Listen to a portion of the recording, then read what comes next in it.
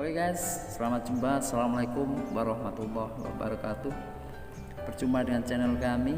Sebelum melanjutkan channel ini, jangan lupa subscribe dan like and comment agar saya lebih bersemangat dalam membuat konten-konten berikutnya.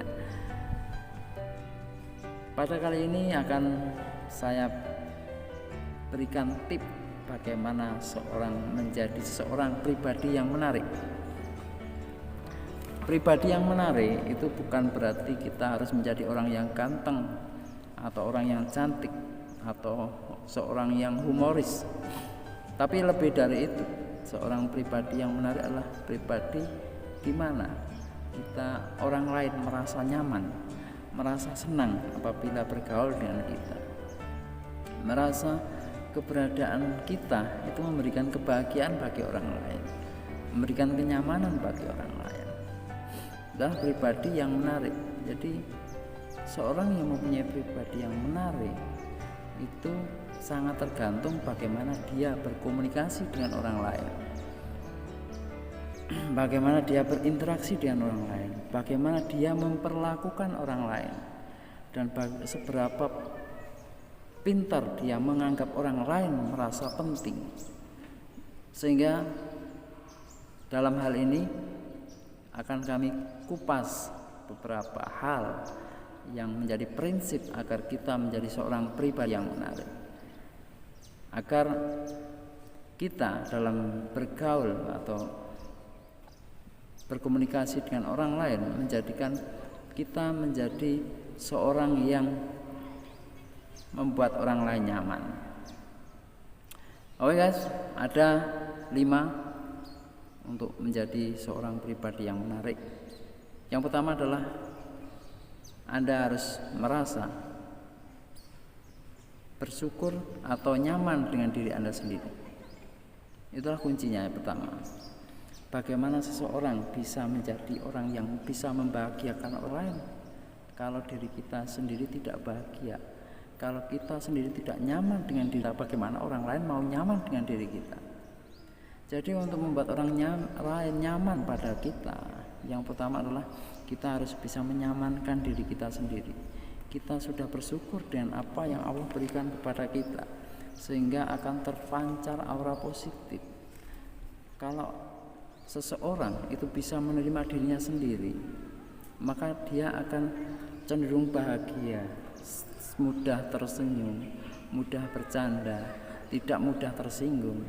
Tapi orang yang tidak bisa menerima diri sendiri atau dia masih merasa bahwa kok saya lahir seperti ini, kok saya kurang menarik, kok saya menjadi orang miskin, sehingga dia menghakimi diri sendiri, sehingga dia merasa dalam kehidupannya itu penuh dengan sesek.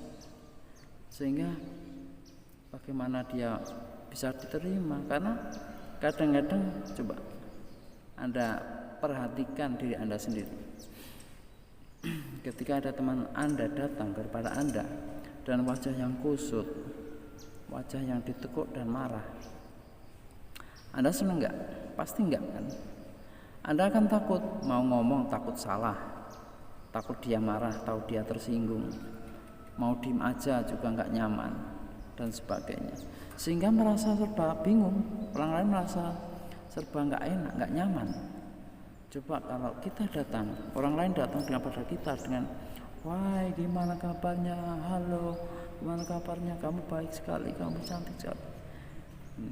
Itu orang yang sudah bisa menerima diri sendiri. Itu biasanya orangnya akan seperti itu, ceria dan sebagainya. Sehingga kamu tentu akan menerima dengan baik juga, karena dia sendiri juga begitu tampil, begitu datang itu membawa kebahagiaan. Yang kedua, untuk menjadi pribadi yang menarik itu adalah memberikan pujian yang tulus. Artinya pujian yang tulus itu pujian yang memang benar-benar sesuatu yang tulus, tidak mengada-ada, tidak menggombal. Karena kalau menggombal itu juga kelihatan. Jadi misalnya kita ketemu seseorang, kemudian orang lain mengomentari kita, wah kamu pakai pakaian ini, wah kelihatan gentle, kelihatan cantik sekali. Saya senang bertemu dengan kamu. Mana kira-kira perasaan kamu? Senang kan? Iya, senang ketika dipuji. Wah, kamu luar biasa, tadi presentasi kamu cukup memukau, banyak orang yang terkesima. Ketika orang dipuji seperti itu, dia langsung merasa senang, langsung merasa ini teman ngobrol yang bagus. Kemudian dia merasa langsung bisa menceritakan, oh saya seperti ini karena saya gini dan sebagainya. Sehingga pembicaraan menjadi cair, suasana menjadi menyenangkan. Karena dipuji. Karena setiap orang pada prinsipnya itu senang dipuji. Itu. Seorang itu prinsipnya senang dipuji. Yang ketiga, yaitu jangan banyak mengkritik orang lain, mengkomplain orang lain. Kita nggak perlu untuk mengkomplain seorang supaya kamu berbuat seperti ini, kamu harusnya begini, harus begitu, nggak perlu. Itu akan menjadikan kadang kalau tidak menyampaikannya tidak dengan cara yang bagus, waktu yang bagus, kemudian dengan cara yang bijaksana, itu justru menciptakan kadang-kadang hal-hal yang sebenarnya bagus, sebenarnya baik maksudnya, tapi diterima dengan hal yang tidak baik kalau kondisi yang dikritik itu pas sensi. Atau misalnya contohnya aja, saya waktu itu sedang marah dengan orang karena saya merasa dia itu merendahkan saya atau menghina saya dan sebagainya. Kemudian saya marah. Kemudian sahabat saya datang, maksudnya baik, kamu harusnya nggak usah marah, kamu harusnya lebih bijaksana dan biarkan orang lain menghina kamu, tapi kamu nggak usah marah, karena akan menjadikan kamu lebih baik, lebih elegan. Ketika saya diberitahu seperti itu oleh teman saya, itu kadang, coba kamu sendiri, kadang-kadang yang di otak kita itu yang dipikirkan tuh bagaimana menyanggah argumen, membuat argumen agar saya itu membenarkan perilaku saya marah dan menyanggah. Langsung otak kita sudah menutup bahwa itu sebenarnya baik, tapi sudah tertutup oleh ego kita untuk menyanggah bahwa apa yang kita lakukan itu benar. Kamu sih nggak merasakan apa yang saya rasakan. Coba kalau kamu di kata-katanya seperti itu, kamu juga pasti marah. Itu jawabannya mungkin karena kita nggak di situasi yang sangat tidak nyaman, tidak masih sensi, diberi masukan sebaik apapun, kita berusaha untuk menyanggah bahwa apa yang kita lakukan sudah benar. Jadi jangan kita itu banyak mengkritik orang lain kalau memang kita tidak bisa memberikan kritikan yang bagus. Itu yang ketiga. Kemudian yang keempat, yaitu menjadikan orang lain merasa penting. Bahwa manusia di dunia ini sebenarnya pada hakikatnya itu merasa senang apabila dianggap menjadi penting. Kita ketika datang ke suatu komunitas, kemudian kedatangan kita dianggap ada ya nggak masalah, nggak ada juga nggak masalah, karena kita nggak penting, kita malas tentu. Coba kalau kita begitu datang langsung, wow terima kasih kamu sudah datang, aku sudah menunggu dari tadi. Kamu tuh kalau kamu tidak datang nanti suasananya akan beda. Syukur kamu bisa datang ke sini. Kita bisa sharing, bisa apa dan sebagainya. Anggaplah orang lain dibutuhkan, kita membutuhkan dia, dan kedatangan dia itu sangat penting bagi kita. Misalnya contohnya kalau kita menyukai seorang wanita, menembak seorang wanita, anggaplah dia menjadi seorang yang sangat penting dalam kehidupan kita. Kalau dia merasa dianggap menjadi bagian terpenting dalam diri seorang laki-laki, tentu wanita itu akan merasa nyaman.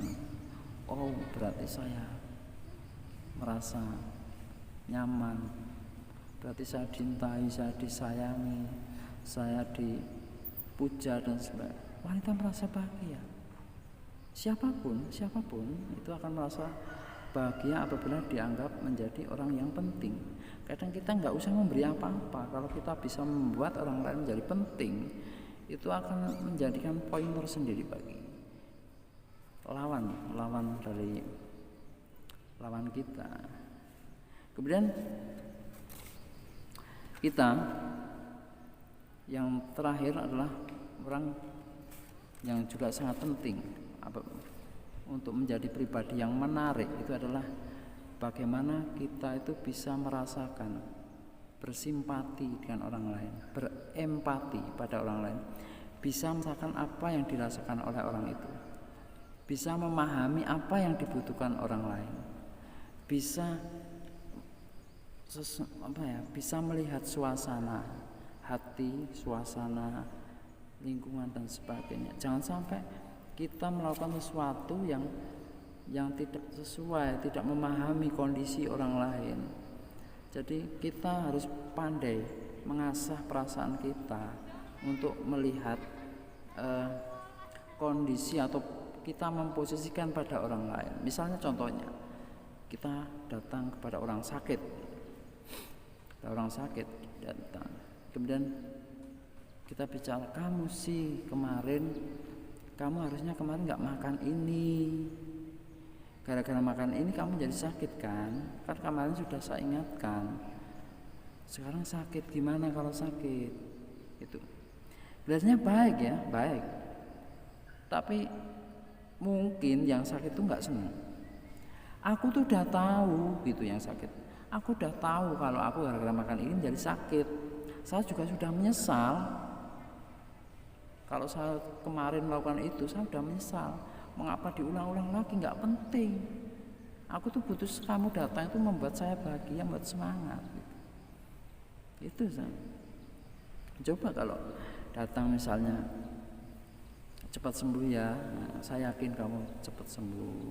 Saya lihat aura kamu punya semangat untuk sembuh, sehingga aku yakin kamu cepat sembuh. Dan kelihatan sekali dari wajah kamu bahwa kamu sekarang lebih kelihatan sehat. Dan kemarin ada teman saya yang sakit seperti itu, kemudian sudah diobati dan sekarang sudah sembuh.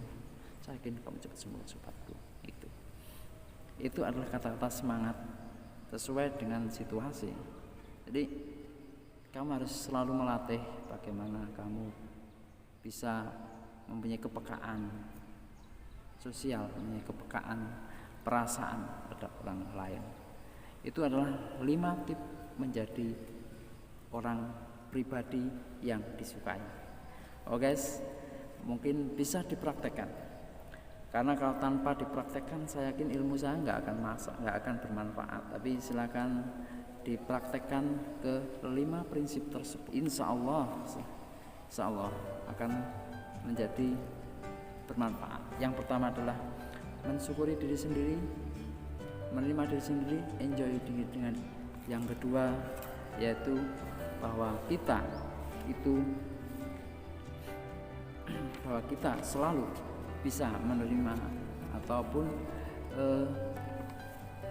bisa menyanjung orang lain, bisa memuji orang lain ya. Kemudian menghindari kritik. Kemudian juga kita harus bisa mempunyai kepekaan terhadap kepekaan rasa. Kemudian yang kelima itulah menjadikan orang lain penting. Itu adalah beberapa tip agar kita bisa menjadi pribadi yang menarik. Terima kasih. Wassalamualaikum warahmatullahi wabarakatuh.